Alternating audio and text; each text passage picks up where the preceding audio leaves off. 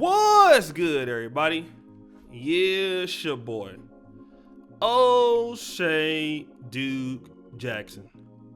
Back at it again with another episode of the Celebrity Junk. Guys, I want to talk about, basically in this space that I've, kind of been in the last year.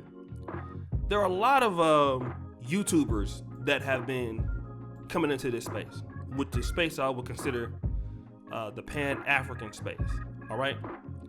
And you have a lot of people who, are creating content, and then you have those who are discussing those people who are creating content. You have brothers like The Happy Companion. He's a brother from my state, California, out living in the Gambia. You have Black Acres of the Gambia. And you have people like, such as myself with the Kingana channel, people who create content on the African continent. But then you have people who talk about people who create content on the African continent, right? And it seems like these people who, whether they're living in the United States or whether they're living in Europe, they're now starting to get, if you want to say, in certain cases, as many views as people who are actually living there, right? And I want to take the time actually to talk about one guy in particular. It's a brother that I've been noticing called Mr. Justice, right? I'm gonna give him a shout out because I think that this is an interesting perspective. He's been talking about things happening with certain peoples, but he mentioned about that, he says it's about Black Americans who want to come back to Africa, okay? I think that this is something that I want to talk about. I want to play this clip of his, and then I'm going to come back, and then we're going to talk about this. That came to the Gambia, trying to insult the Gambian people, insulting the Gambian people, insulting African people and pretending like, oh yeah, we here to be Africa, we here to help, we here to... Negro, please. If you here to be Africa. You know what? This is what I want to say. To all you poor Black Americans who come into whatever Africa, like I will repeat, 90% of you are poor. You ain't got no money. You ain't got nothing to offer. So do not come. This is the last time you should open your mouth and talk about say, oh yeah, we here to be Africa. You don't here to be Africa. You came in the country for your own interests, for your own gain, to survive and live your life. That's all you came here for. You don't came here to be no goddamn thing. All right, so you heard kind of what he had to say. All right. And he says that 90% of African Americans or Black Americans are broke and cannot afford to live in Africa. Okay. Now, let me just say this as a person that was there for like 9 months. I've talked about it, on my particular shows, our streams, our content. I've pleaded with people that, to actually come to Africa and thrive and do very well. It does take a lot of investment. It does take a lot of work, right? But then, to say that like 90% of African Americans can't afford to come and stuff like that, that could be true.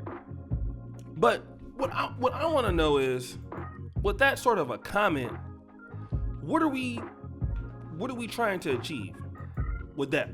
Because see, what somebody can say is, well, easily, it looks like you're not even living in Africa anymore. You're living in America. So is it safe to say that the Africans, brothers and sisters that come to the UK, that come to America, that go to Canada, that they can't make it in Africa?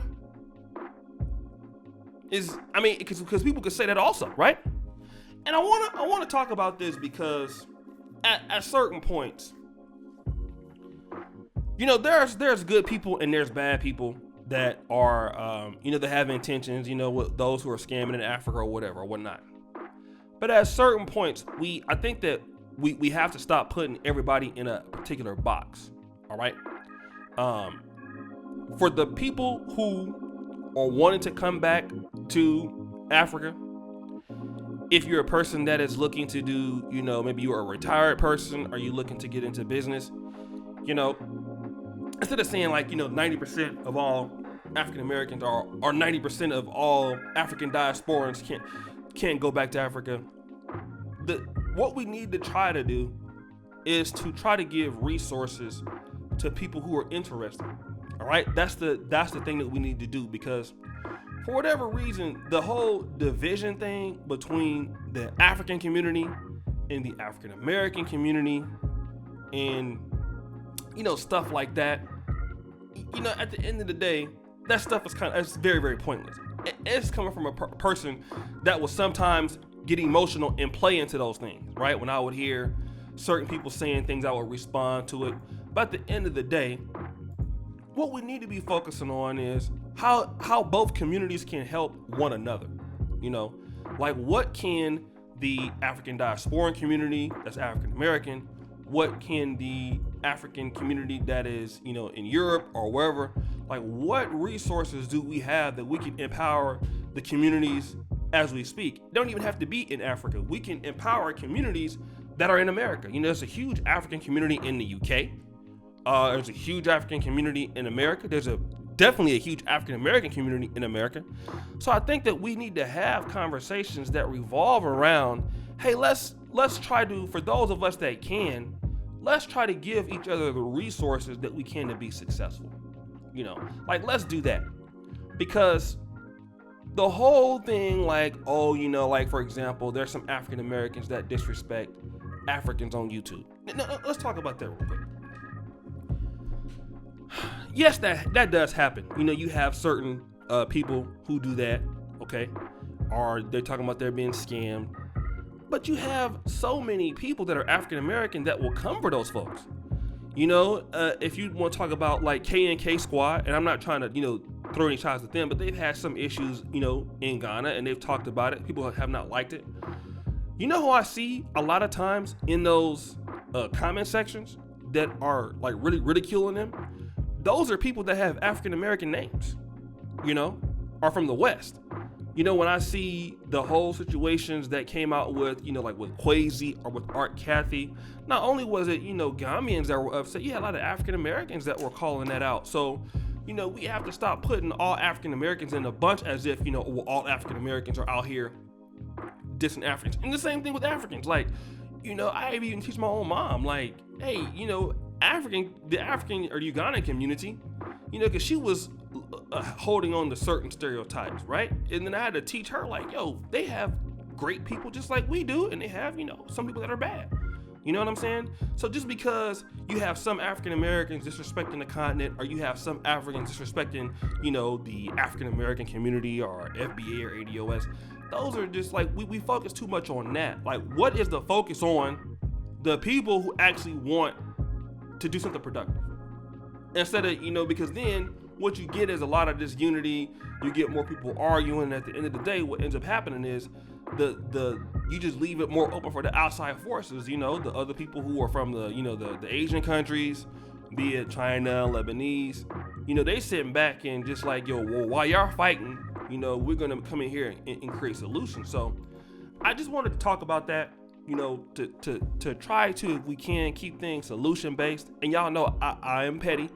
I can be real loud and crazy, but on the pre-recorded stuff, I try to keep it clean. So, shout out to the brother. He does make some other comments that are positive about the African American community also, but I'm just dealing with this one particular thing. You can check out his channel below. And guys, I really appreciate you for all that you do. It's your boy, O'Shea Duke Jackson, back at it again with another episode of the Pan-African Celebrity Junk. Peace.